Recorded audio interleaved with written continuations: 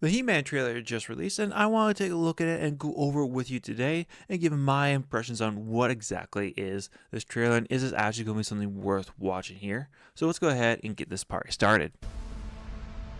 All that stuff that only exists in legends and bedtime stories. Okay, let's just stop it right here. Castle Grayskull looks amazing, man. I feel like the first time we should see it, it should be on like a stormy, cloudy night with lightning flashing to give it that menacing look. But still, like, let's just really appreciate just how beautiful this looks. As someone who grew up with the 2003 He-Man cartoon, this is just beautiful for me, okay? I didn't grow up with a classic 80s cartoon, but I did grow up with the early 2002 cartoons, so I appreciate it. I love this. Let's keep on going. Talking tigers, spaceships, and magic swords that can make a man as mighty as a god.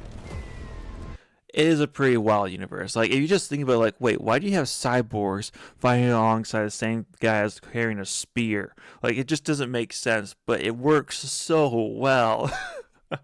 The world of Eternia is just beautiful. Where I come from, that stuff is real.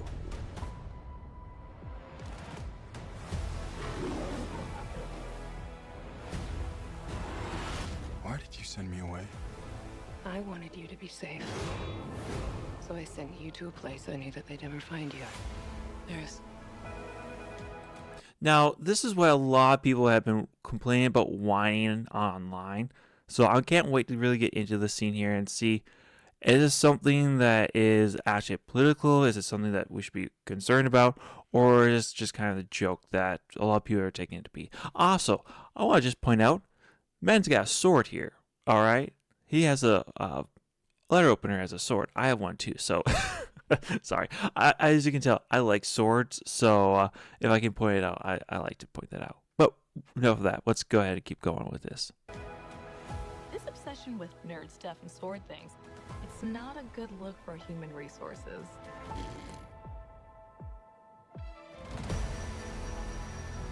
I know it sounds crazy.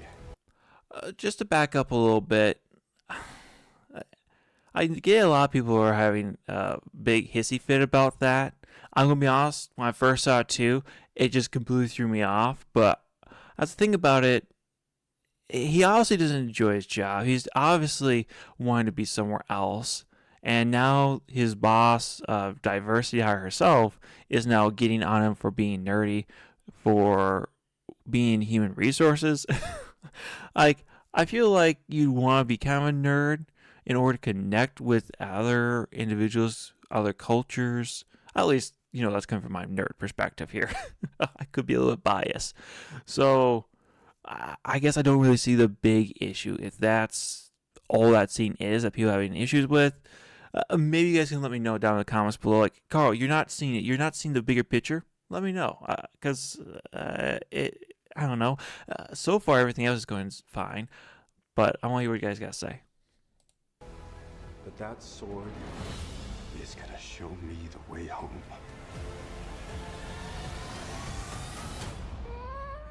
Sir, you can't do that. Don't worry, the sword's mine.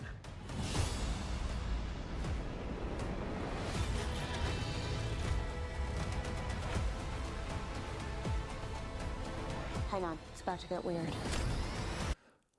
Is this Teela?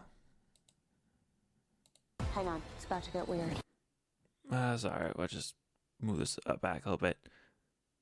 Okay, no, that still, if we compare the two from the 2003 and this one, yeah, it still looks pretty good. She's got a reddish hair. I know some people are saying that she's a brunette, but from this, she gets kind of reddish. It's definitely a darker red, definitely more lean towards side of brown, but it still works. Also, nice feminine form. Definitely has a bust, so she's definitely female. Yeah, I got no issues here. I will say the worst part so far has been the human world, but we'll keep going. To get weird.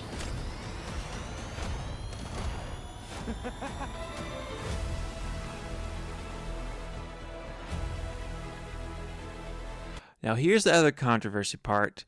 is Man-at-Arms. Yeah, they couldn't help it. I mean, we all knew that this was going to happen. Hollywood can't help itself but doing a race swap, gender bending, something had to give, and I guess it was just Man-at-Arms. As long as it doesn't distract from the story too much, I guess it'll be okay.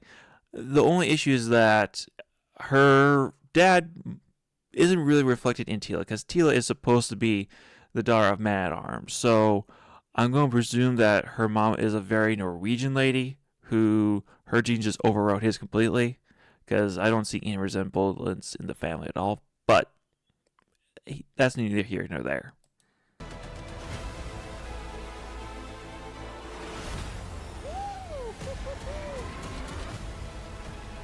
What am I supposed to do? Take this Okay, off. let's just take a look at Skeletor here, okay? Our man, dude, that just... Okay, I love that. Skeletor looks badass, man. Like, at least the skull. I love that. The beady red eyes, the skeleton face. Yeah.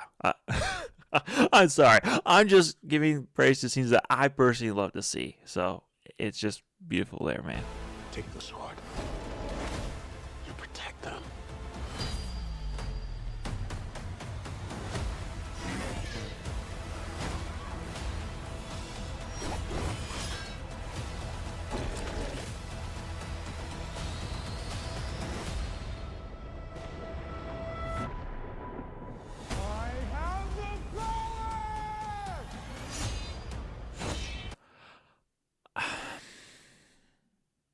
I don't know.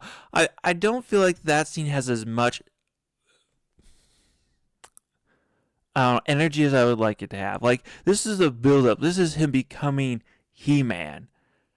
And it just it seemed lacking. It's supposed to be like a legendary moment. And besides him yelling, "I have the power," I don't know, maybe you guys can correct me here, but I didn't feel a lot of grandiose in that scene. But maybe that's just me.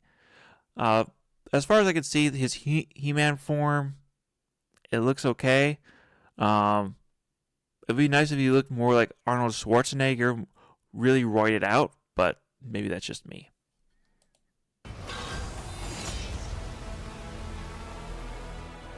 Like, he doesn't look bad.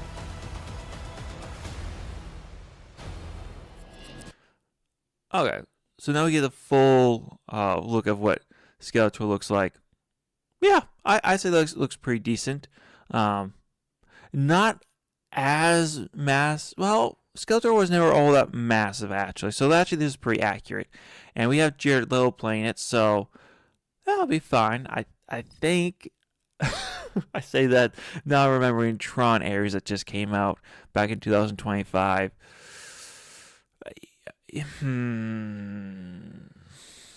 Yeah, I got concerns. At least he's playing a villain now, so maybe okay. I'm hoping he'll be alright.